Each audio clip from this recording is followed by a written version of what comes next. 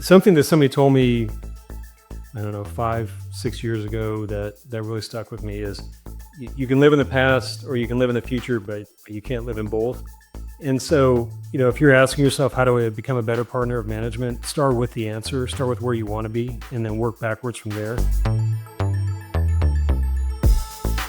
This episode is brought to you by Green Skies Analytics, an audit analytics service provider that works with internal audit departments that have data analysts and are still frustrated with trying to make analytics actually work, aren't getting the expected ROI, who can't break through the communication barrier between the analyst and the audit team, and those that need experienced direction through an audit analytics strategy and process. Those that feel like they've wasted time and money on trainings, aren't getting the value they want, not prioritizing the highest risk areas for the organizations, or have projects that seemingly never get completed. Do you deal with any of that? If you do, go to the show notes of this episode and click the Green Skies Analytics link, or go to greenskiesanalytics.com to schedule a call and understand how Green Skies Analytics makes analytics actually work for internal audit. Hello, everybody, and welcome to another episode of the Audit Podcast. I'm your host, Trent Russell. Today on the show, we have Eric Wilson. He is the Chief Audit Executive at Gulfport Energy. We hit on a lot of different topics, and Eric does a really, really good job of kind of crushing every answer that we talk about. Some of the things we hit on, though, is the use of analytics in audit, how Eric is using that. So what he's actually doing, so not just like thought leadership around this topic. And from that, we kind of segue into how he preps for his audit committee meetings. And within that, he talks about this dashboard that he had built. So this kind of goes back to the analytics piece within audit. So the dashboard that he built that he shares with the audit committee, his protocol for sharing that conversation, we take a little bit of a deep dive on, and you give them access to the dashboard so that they can look at it on their own time and they can start digging around and basically bugging you with questions all the time. Or do you take the screenshot, throw it in the deck for the audit committee to see, and how he balances that? But then Eric also pulls up a screen and shares his dashboard. So if you're watching the YouTube version of this episode, you'll be able to see that. It's towards the end of the episode. Note that during the recording, it was the actual live version of the dashboard at that point in time. Considering the nature, sensitivity of the data, things like that, I'm sure the organization wouldn't want that to be publicly available. So the image you're going to see is from the dashboard, but it is a scrubbed down version of that in terms of hiding numbers and the sensitive material that you wouldn't want to be out there if you were in Eric's organization's shoes. So anyway, it's a good look at that. Look at it, get some ideas, go to your audit committee and go, hey, there's this dashboard. They show their audit committee this, and this. Is there any of this that you want to see from us, or any insights you would want relative to kind of what you're seeing here and how we could give those to you? So it's always a good example. I love telling people that. Take a dashboard from somebody else, show it to your audit committee, and go, if you want any of this, we can get it to you in some form or fashion, depending on if you can build the dashboard or however else you can get that to them. We also talk about emerging tech. You'll probably pick up on it pretty quick with Eric. Very much in the know on the tech scene, what is out there currently and what's coming out. And so we asked him about emerging tech, what he's seeing, not necessarily predictions, but he talks about the way of looking at emerging tech for him is in a 1 to 3 year period, 3 to 5 year period, and then 5+ years. And so he hits on robots as being the 1 to 3, like, hey, they are here. Like right now we have those. They are around. They are going to impact the business. Goes into a little bit of detail about how they might impact you, your audit department, or your organization. He talks edge computing as the 3 to 5 years, although some of that is here right now also. And then quantum computing and what that's going to mean for the future. Again, that's more of like 5+ years from Eric's perspective. And then we also talk about why we should be more commercially focused on our audits. So instead of just, hey, here's an issue, now you're in trouble, looking at it from more of a commercial lens. A lot of the times we talk about that as the opportunity side of audit as opposed to the risk side. And Eric refers to it very appropriately also as the commercial side of things. So with that said, here we go. All right, Eric, you said your ChatGPT history is pretty extensive, somewhat to the extent that you're like, probably overuse it potentially. So very interested to hear any novel use cases that you've been using ChatGPT for, or Llama, Claude, anything, whatever, any of the LLMs. work or personal? Work-wise, we've got an internal system that we use, Copilot. But I pulled up ChatGPT here, and I was just scrolling through my list. So I got where I've asked ChatGPT to help me write a prompt for another AI system. That was a fun one. I took a picture of a chipped sink and asked it how to fix it. Music questions for helping my kids with their homework. How to structure a crypto arbitrage program. So yeah, I got a whole list of stuff going over here. Yeah, that crypto arbitrage, that sounds super interesting. What was the 10-second answer on that one? It was very interesting and way more involved. It was one of those 2 a.m. great ideas, and then I typed it in. I was like, yeah, I don't have time for this. Yeah, I had that. It was something to do. I was reading some book about like the history of the universe or something like that. Yeah. And of course, I forget the math now, but it was like, it's estimated that there's like 150 trillion stars in the galaxy, of the solar system, and like 389 trillion planets or something like that. And so I found like some formula, and I basically said like, hey, this is what had to happen for life to happen on Earth, considering everything What's else the that's likelihood? out there. Like, what are the odds? And so it did this whole thing. I mean, like it looked like Rain Man, it was like writing these calculations out. I didn't understand any of it. And so I did all this, and I was like, all right, so to summarize, what are the odds? And it was like 0.000000000 whatever, 1%. And I went, okay, Yeah. interesting. And then later learned that ChatGPT, it doesn't really do math that great. So it's probably No, the new version is pretty good, but the older version's not so much. But that's a deep rabbit hole to go down there when you start looking at that stuff. Yeah, that was one that I was reading it in the book, and I like highlighted it and text myself or like emailed myself, like try this tomorrow and play around with it. So, all right. Well, I like how to fix the sink. I had an oven issue, and I saw where somebody else did that, took a picture of the issue, and then noted like make and model, and then said like, how do I fix this? And it said, oh, this part's probably broken. Here's a link to you can go buy this part. Yep. That wasn't the issue with mine, but it was cool. That's exactly what it did for me. Made it much more easier than what I was planning to do. Yeah. All right. I like those. I appreciate that. The home repair stuff I think is pretty fascinating, because I know historically it's been like go to YouTube, watch a 50-minute video and only watch 3 minutes of it, which inevitably means I'm going to make multiple trips to Home Depot. I'm never going to get it fixed on the first try because I'm not watching a 50-minute video. So I like that. All right. I know in our previous conversations, we've talked about analytics and how you have that in your audit process. And of course, like we'll hit on AI as well, but how do you have analytics embedded into the life cycle of any given audit? So I probably should get some background on my audit department.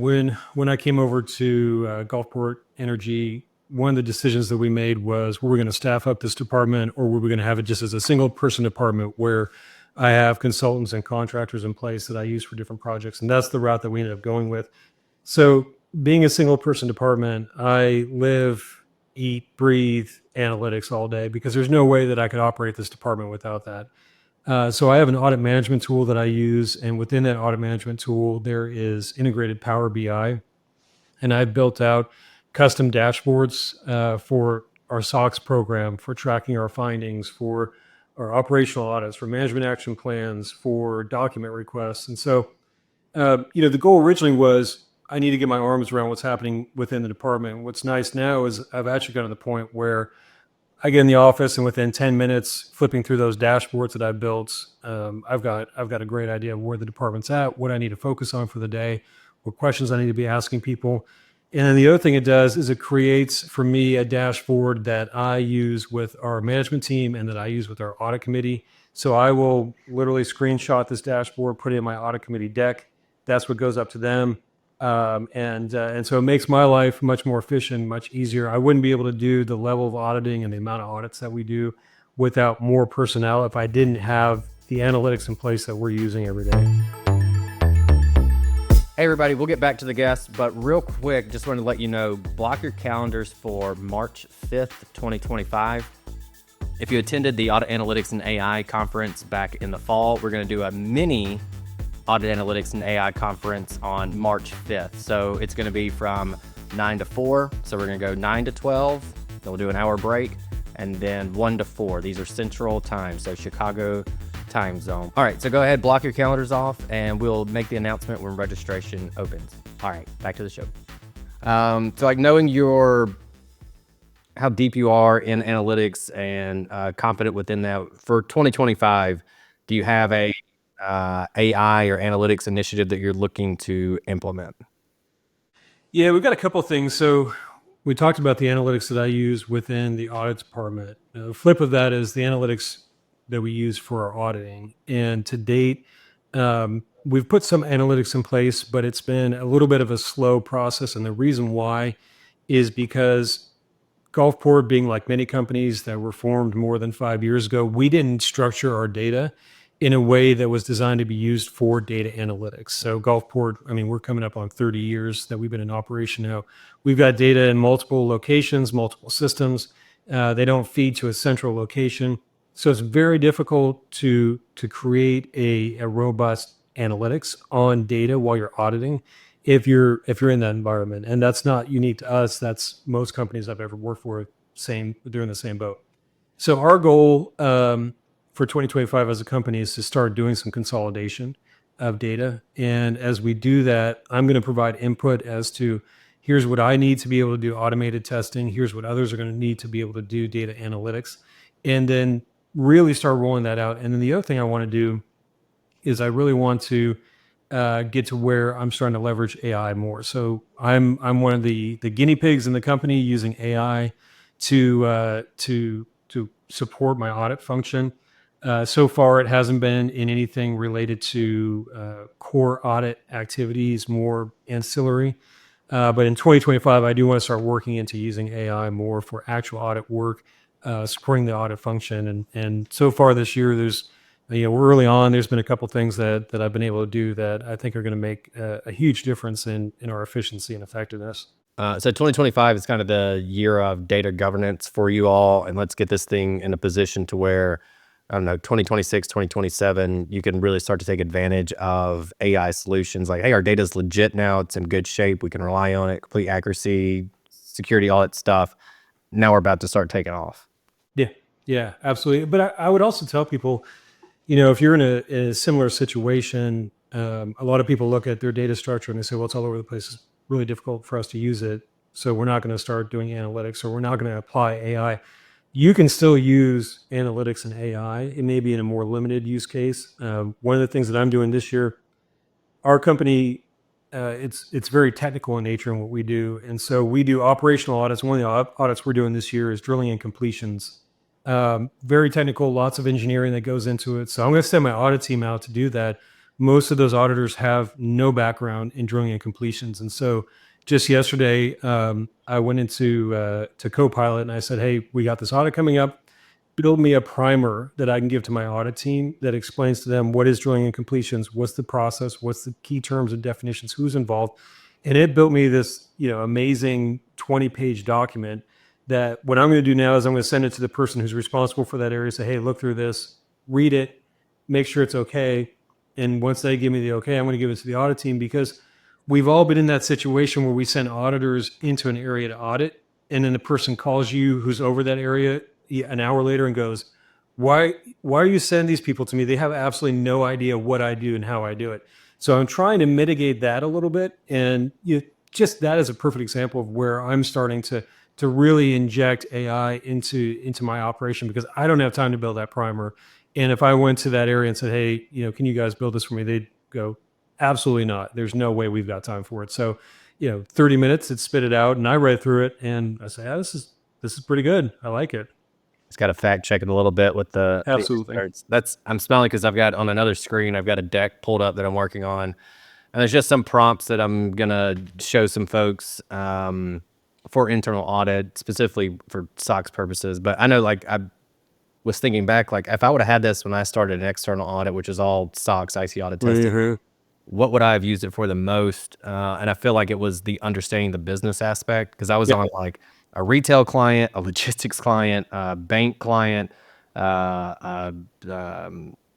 chemical company or something like that. I was just like, I had no clue what any of them really did. And even then, like, I don't have like I'm not a CPA. And so I'd have to, like, I didn't want to ask the dumb CPA question, like, right. Like, don't you work for an accounting firm? Shouldn't you know them? Like, well, I don't really have that background. And so literally, like one of the bullet points is just understand the business. And I would have loved to have had this to just be able to ask questions about the business and understand how does accounts payable work? Like it's something as simple as that. I didn't know how that worked when I was 21 years old. Yeah. So yeah, I think that's a really, really good use case. And I like that you tacked on the bit about you then sent it to the experts. Said, hey, basically we did this. Now I need you to review it, fact check it, and make sure that's correct. Yeah. Yeah, absolutely. What about emerging tech? Like you are obviously very in on tech and what's going on. What do you see as, let's call it maybe, well, we're early in 2025. Emerging tech in 2025, 2026, what are you seeing? So I actually I break emerging tech into really three buckets, and that's the 1 to 3 year, 3 to 5 year, and then 5+ year. And some of the things that are even out there in the 5+ year, I would say that auditors need to start thinking about and getting their arms around, even if it's not going to affect us today. Going back to AI, right? A couple years ago, AI, nobody was talking about it. And then late 2022, early 2023, ChatGPT came out, and all of a sudden it was everything, right? I mean, I just went through all the prompts that I use. I didn't have that 2 years ago to be able to leverage. And we're seeing more and more the integration of AI into systems. So this is one of the conversations I have with auditors a lot is we're in companies that we say, well, we don't use AI. Well, yeah, you do, because maybe you haven't officially rolled out AI, but there's a lot of systems that you use where those providers are integrating AI into their systems. And every employee who walks through your door brings a phone with them, and that phone has ChatGPT. If it's a Google phone, it's got Gemini, it's got all these different things on it. So you do have AI in your company, and it is being used, whether or not you know it and whether or not you want it to be, it is being used. And so I really think, even though some of these technologies are a ways out, we need to start thinking about them today because they're going to be big, big technologies. And so, I mean, I could probably list off a laundry list of technologies that I think are important, but I guess let's do this. If it's okay with you, I'll just pick one from each of those buckets. And Yeah, we can talk about them real quick. So the one that I've been thinking about a lot recently. and then let's summarize your buckets again. You had 1 to 3. What was your bucket? Yeah, 1 to 3, 3 to 5, and then Yeah. 5+ years. Okay. One of the ones that I think is going to hit us really quick as a society, and then also business wise, is AI driven autonomous robotics. So now, if I had said this 5 years ago, I probably would have said this sounds ridiculous. Yet today, I came to the office in a car where I pulled out of my driveway and I didn't touch the steering wheel, the brakes, or the gas pedal until it parked itself in the parking lot here, right? So here we are, right? And it's very, very good, and it's getting better literally month to month. So this is something that I think is going to be on the horizon and integrating into business pretty quickly. So you think about that, and there's all kinds of things that, from an audit perspective, we have to think about. One is, ethical considerations of job replacement and whatnot. There's employment law. There's labor considerations. There's massive tax implications of how, you start putting, if you have a production line and you say, I'm going to take my employees and I'm going to start replacing them with robotics. How do we tax that? Is the government going to look at that as an employee, or is it going to look at it as an asset? So lots of things go into that have to be considered. And again, it sounds really far out there, but I read something the other day about how the market for this is, about $4 billion in 2024. By 2034, it should be $40 billion on the low end. And then if you talk to, or if you listen to people at NVIDIA or Tesla or all these different companies that are building this stuff, they're talking about by 2030, this is a multi-trillion-dollar business. And so I think it's going to come fast. I think it's going to hit us very quickly. And so again, as auditors, we really need to start putting our heads around this and thinking about how are we going to audit these things and how are we going to look at them and the technologies that come with them as we start to roll them out in business and industry. So that would be the short-term one. Longer term, or that midterm, the 3 to 5 years. Something that I was reading about the other day is a process called edge computing. So edge computing, in the last 10 years, we've seen a lot of things move from on-premises to cloud, right? So you're moving it away from your organization. You're moving it further away from the actual person sitting at the desk. Well, edge computing goes the other direction, right? So think about, I've got a workforce that's now 100 robots or 500 robots or whatever. Each one of these has processing power. Each one of them has to work really quickly. Sometimes they're going to be faced with decisions they have to make that their individual processing capability can't handle. And so how do they handle that? Well, they've got 500 processors sitting all right next to each other. What they're going to do is one, compute on system, meaning within the bot, and then all those bots are going to talk to each other and process together. So from a cybersecurity standpoint, from a data management standpoint, how do you look at that and say, okay, now we've got 500 systems that are actually sitting on the production line, all talking to each other, all computing, sharing data back and forth. How do we control that data? How do we make sure the data is being migrated and transferred correctly? And then, what does the backup systems look like? So, edge computing, it exists today. Again, going back to my example with the car driving me to work today, that's edge computing. It's computing in system, in car, but that's going to scale up tremendously, I think, pretty quickly as we start to see some of these systems go out. And again, going back to some of the research that's out there, 2030, I think that same report said this is probably $110 to $150 billion industry just on the edge computing component part of it, and what goes into that. So that, again, is something that's going to hit us. And it's moving in the complete opposite direction of what we've seen over the last decade. Rather than pushing out to the cloud, now we're bringing closer to where the decisions actually have to be made. And then the third one that I'll throw out, which is the one that normally when I start talking about, people just kind of get glazed over and cross-eyed. But I think this is one that probably has the potential to have the biggest impact on how we do business and again, just in society. And that is quantum computing.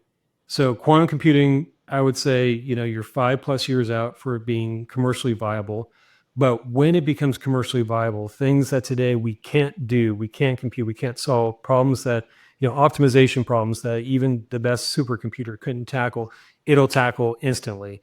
And the reason why I say people need to start thinking about this today is my degree. I'm also not a CPA.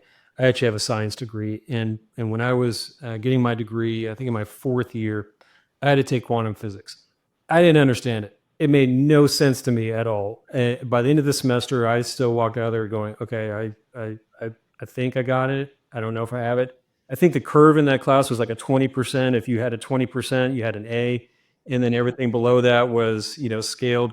So the reason why we need to start thinking about this today is because the way that these computers work, number one, is completely different than how a classical computer works. But beyond that, you're going to have to learn and understand terms that most people have never thought of, they've never said, and it works using computational physics that it's not supposed to make sense to us. It works in a way that doesn't apply to our day to day. If I drop a ball, I know that ball is going to fall and bounce off the ground. In quantum, that's not how it works, but that's how these computers work. So it may take people that long to get to where they're wrapping their heads around it and going, okay, I think I know how to have a meaningful conversation around this.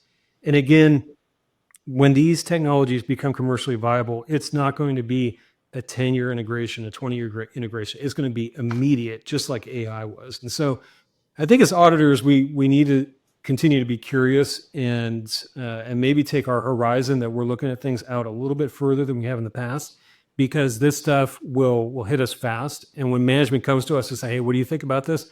We can't be sitting there going, I don't even know what this is, because by that point it's too late. Everybody else is ahead of us. So those are the emerging technologies I would throw out. Again, I could probably list off half a dozen more, but those are 3 examples that I think fall into those 3 buckets. Okay. And you said that a couple of times. You said like, hey, auditors need to be thinking about this stuff. What is the action they should take from that? I mean, at this point, for those shorter term ones, the AI, autonomous robotics, I think auditors probably need to actually start thinking about frameworks, thinking about how are we going to apply this? What are some of the controls and governance structures that we need to put in place? When you go out to a longer term one, like we're talking about quantum computers or, digital twins is another one that has had a lot of talk, especially CES just happened and that NVIDIA talked about that. But that's probably, 10 years out before it's really used wide scale. I don't think you need to start talking about frameworks, but I think you at least need to know, the term, understand what we're trying to do with those or what researchers are trying to do. And then go out to ChatGPT and say, hey, listen, I'm trying to understand quantum computing. When that gets rolled out, what impact is that going to have on business? And again, it's not for the standpoint of I need to audit this tomorrow, Yeah. but it's from the standpoint of when this happens, I need to be able to have a meaningful conversation. And especially if you're somebody new in your career, Yeah. you're going to be in business when this stuff hits. I think it makes a lot of sense too to share that with the executives to go. I mean, imagine 3 years ago if you would have been the person talking to the executive team and going, "Hey, AI is like a real thing. It's not made up anymore. It's going to be here." The prediction on when, obviously, you couldn't really figure out, but I mean, there was enough kind of breadcrumbs to go, "Hey, this is coming. It's going to be real. Here's your potential impact. Like, we need to take advantage of this." As well as Well, understanding the risks and everything. But yeah, so one of my big concerns that I see with AI is that we're 2 years out and we're still having very introductory conversations around it. What is it? How do we use it? Where should we apply it? Should we even apply it? It's like that boat has sailed. It is integrated into society and business at this point, whether we like it or not. And that's how a lot of these other technologies are going to be. When you can't be 2 years later going, yeah, maybe we should talk about this now. You got to be ready to talk about it when it hits. all right, let's move on from. I'm sure there's people who are like, "Dude, if we talk about tech and AI anymore, I'm turn this thing off." Let's go maybe a little softer skill conversation here. Yeah. He's done a very good job building relationships to the point where like management comes to you now and says, "Hey, Audit, you're amazing. We need help with this thing." How did you do that? To me, that is very much a seat at the table type of situation, where they're seeing us as that trusted advisor, we could certainly say. And so, what did you do? I mean, like you came in, and I'm sure that wasn't just whoever was there before you. Maybe they did leave that impression on them, but I'm sure you've grown it to some degree. What's your strategy for that? Somebody who is struggling right now, build relationships with management. It's constantly them going, "Hey, we're audit. We got to audit this thing," as opposed to, "Hey, audit, come help us with this thing." What did you do? What can others do? So I'll start with a story on this from early on in my career. I was at a conference, and this was back in early 2000s when one of the big conversations we were having was, how do we get a seat at the table? Right? We don't have it. We want it. How do we do it?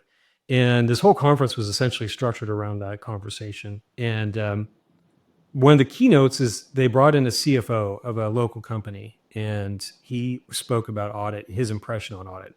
And of course, I'm early in my career. I'm like, yeah, we need to see the table. It's ridiculous that we don't have it.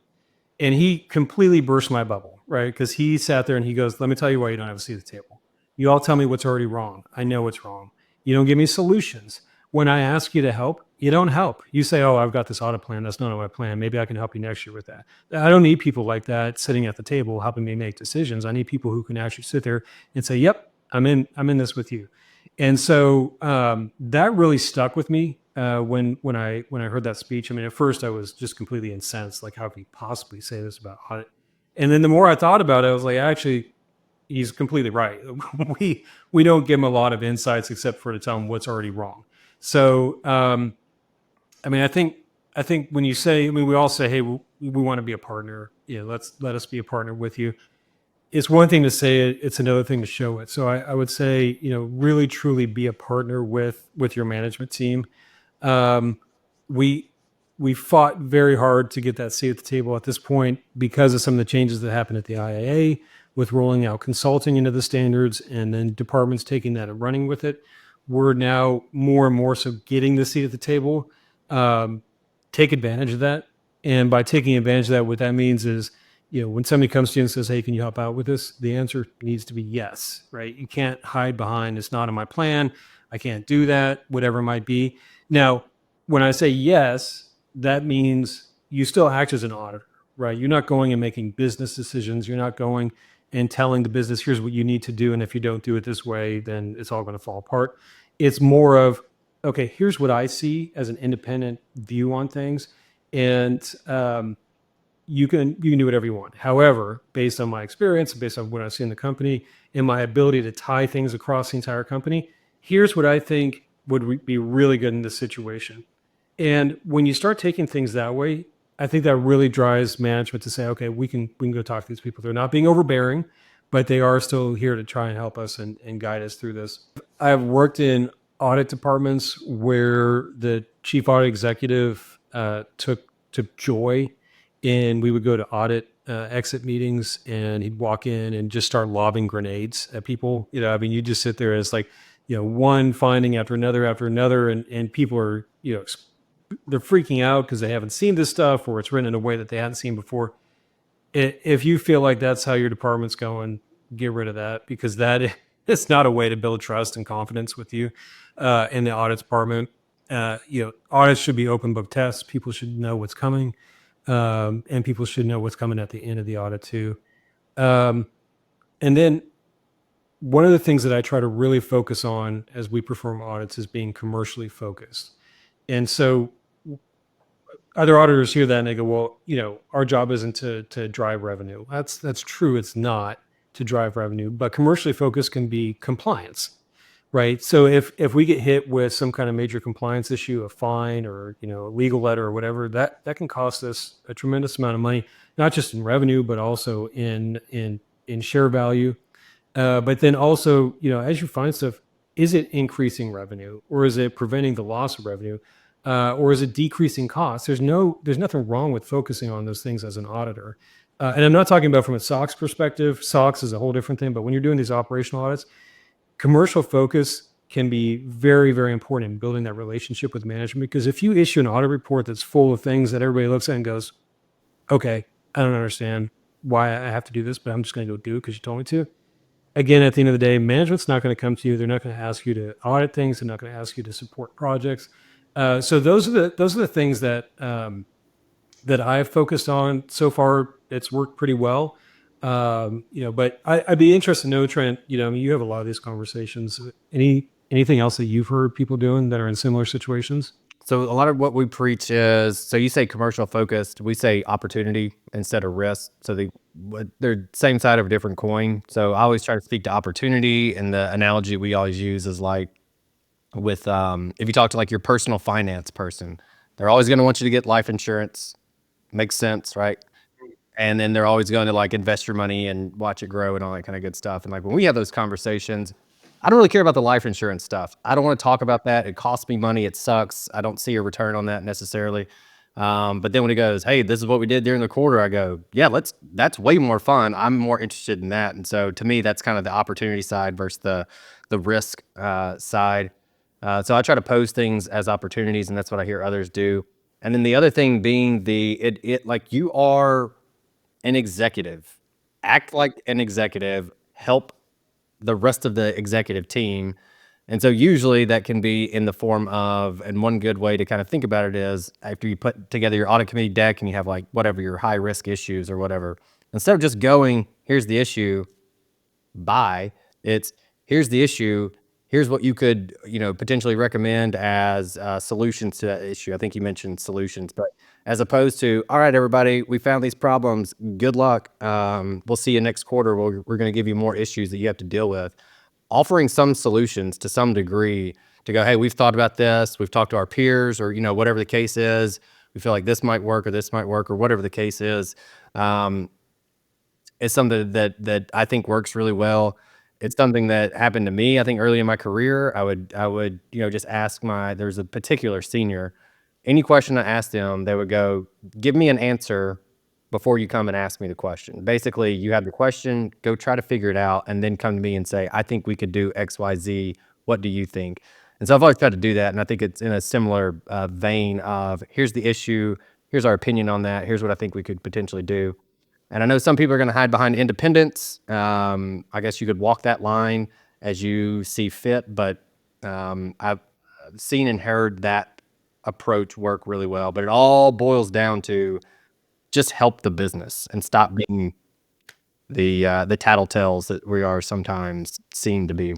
Well, and I think you hit on two important things. One is for my team, whether it's when I've had teams that are employees of the company or currently consultants and contractors, if you're going to come to me and tell me something's wrong, have something in hand to talk about how we fix it. Yeah. Right. And that needs to apply for us going out to the business, we're going out to the business, we're saying, hey, this could work better. If they say how, you should probably have an answer to that. Because if you don't have an answer, they probably aren't going to have an answer either. So supporting them in doing that. And then one of the other things that you said that I think is really important in tying back to technology is finding use cases. So we've actually got a project right now. We get a lot of third-party statements in, and these statements come in all kinds of formats, Word documents and PDFs and Excel files and you name it. None of them are consistent in what they look like. And so we've got a team that one person on this team has to spend a ton of time going through these statements and extracting the data and putting it in Excel. And so I was talking to him, I said, hey, I've got, because I'm testing Copilot. I said, send me a couple of the examples. Let me drop it in Copilot and I'll give it, here's what I'm trying to get out of this file. And I'll see if it can intuitively find the data and extract it and put it in Excel. So then we can compare it to our internal data. Like that right there is something where, one, it helps me because I want to be able to do that when I do audits. It helps them. And now this person is going to tell other people whether or not it works. Like, hey, Eric brought this thing up. Maybe you guys should go talk to him because he's got this tool that we could use. And so I think finding those use cases and solutions and then taking solutions to the business is really critical. We've seen a few now instances where internal audit has kind of led the charge with Copilot. It seems to be the most common one, to the point where the rest of the business and management's coming to the auditor going like, how'd you do that? We want to be able to do that. Can you teach us how to use this thing? Which I think is fantastic. And similarly, it's kind of an antiquated example now because of AI, but I always talked about how basically dashboards were a really good marketing tool for the internal audit department. And so like and I saw that firsthand. I built a dashboard, and from that, we presented it, gave it to somebody, whoever. Somebody else in the business saw it and they said, I didn't know audit could do that. Can you build something like that for me? And so that's why I was like even a bigger fan of analytics and dashboards in particular, was because of that, which the main reason I told that story is so we could segue into the next question. If it's possible, do you have like a scrubbed down version of the audit committee dashboard that you would be able to share with the listeners? I actually went through and took some of the dashboards that I have and I anonymized them, and I took some screenshots just along the tabs on the bottom, which is what you're seeing here. So I'll show this, and this is obviously not my dashboard, but these are all the things for my SOX dashboard that I've got. So these are all the tabs that I can go through. Drill throughs has all the information, and the important thing to me is that I can come in and within 10 minutes of getting in the office, I can have a full understanding of what my audit department's doing. So I'll show you just a couple of what's behind these tabs. This one, again, there's a lot of data missing, a lot of details missing for the fact that I can't publicly share a lot of that. But what this is going to show you is what I look at every day when I come in for our SOX testing program. So it's a breakdown of the testing status by cycle, what our exceptions look like. Within this exception box up in the upper right-hand corner, you'd have the responsible area, the number of exceptions, and then it splits out how many are remediated, how many are not remediated. You have a table down at the bottom that shows you the entire structure of how we're testing. And then on the lower left-hand corner, you got a chart that shows you essentially the progression through the year, through the different phases, and then some tiles that I can look at and very quickly get some information that's important to me. Like, for example, how many exceptions do we have? How many do we have last year? What percentage of that represent as our total controls? And then how many do we have remediated? So this is all live data. And the nice thing about this is I've got the filters on the left-hand side that I can drill through. And then throughout all these graphs and charts, I can click on any component of them and it'll redraw the dashboard to show me specifically what relates to that. So for example, in the upper left, test stats by cycle, I could click on the red business process.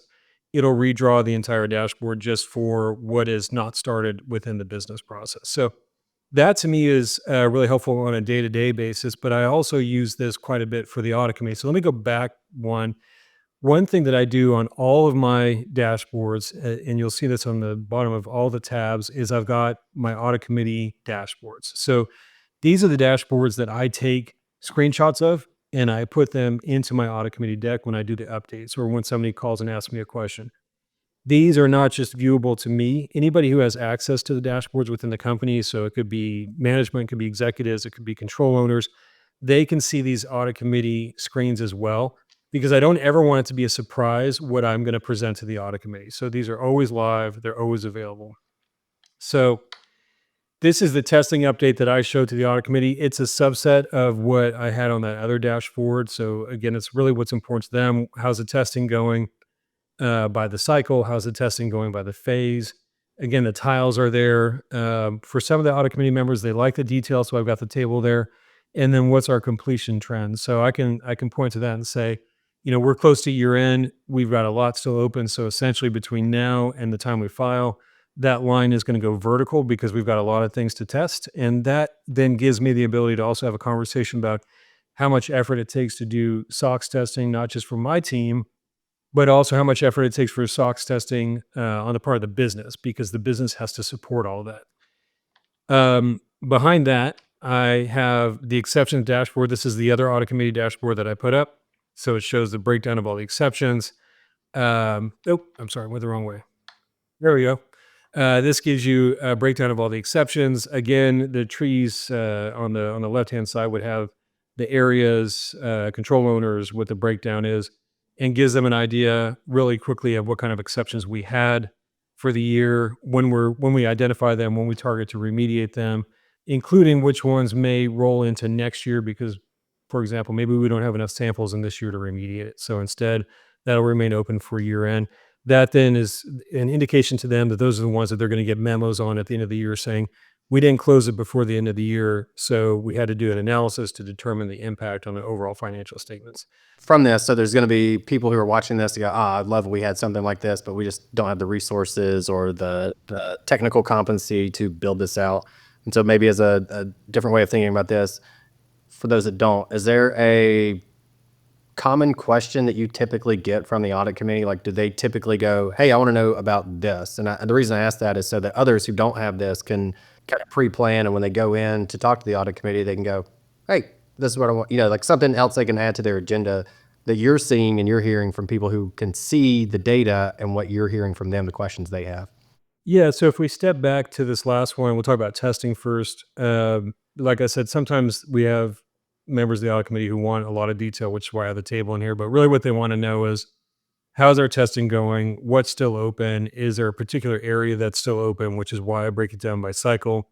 And then, hey, we're really close to the end of the year. What does it look like? So on our test 2 roll forward, you can see right now we're about 50-50 between complete and still open. So those are the questions I get related to testing. And then related to exceptions, it's what areas had exceptions? Are we going to have them all closed before year end? When did we identify them?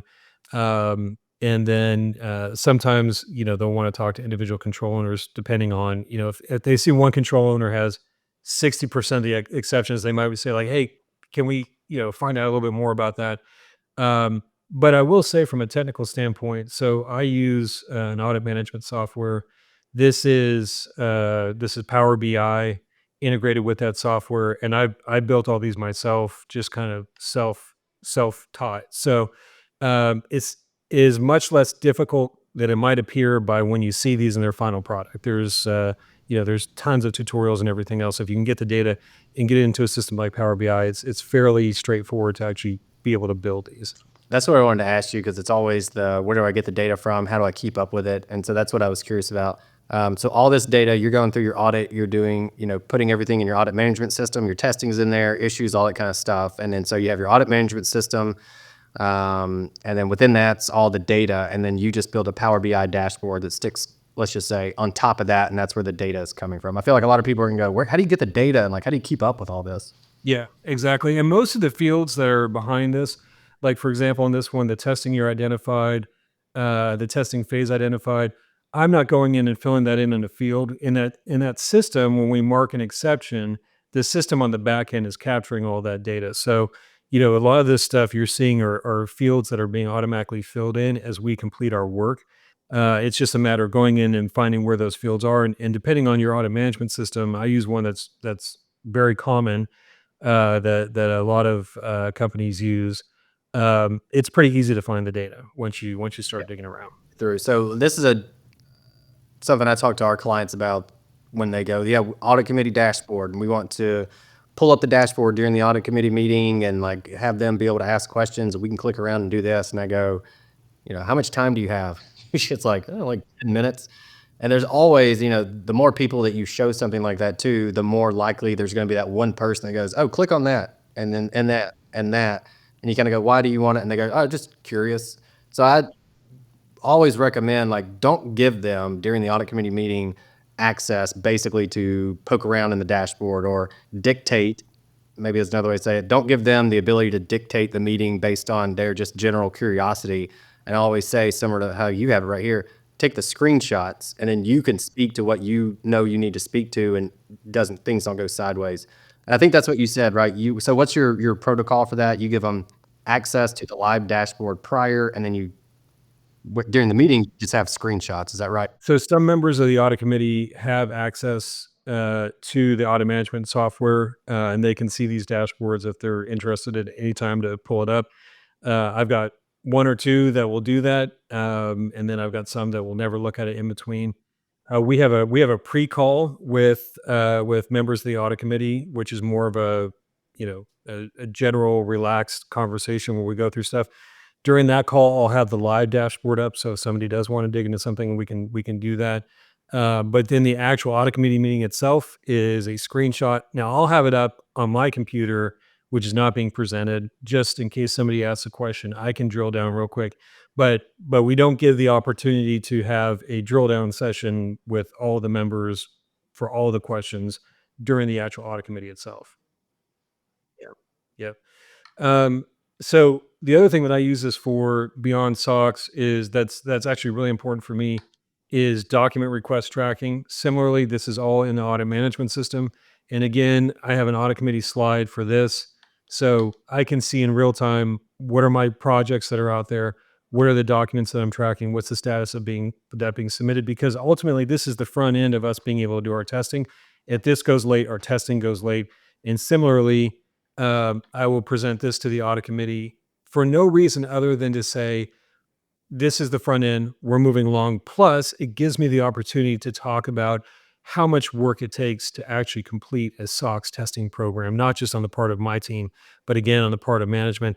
And the other thing it helps me do is have a conversation in front of the audit committee with the external auditor there saying, look, we have this many requests that we process. There's this many documents. Every control that the external auditor relies on us for is less documents that the business has to provide. And as you can see by this, they're already providing a lot of documents. So it gives me a little bit of leverage there, but more broadly, it just gives the audit committee the ability to understand how things are moving, what's involved with going through this process, and what ultimately we're doing to complete the program. I like it. There's always the balance of take credit for what you did with also telling them what they need to know. And so I think this is a really good way to do that. And I won't go into a lot of the operational audit ones, but again, I'll just show you. So this is the SOX program, but we also use dashboards on the operational audit. So this is the tabs that I've got for management action plan tracking. This is what I see when I go into it. One thing that's unique on this one that I really like is the lower left hand. It's a decomposition tree. I can take all the data and in real time slice it in whatever direction I want. So right now I've got it laid out by map owner, status, due date.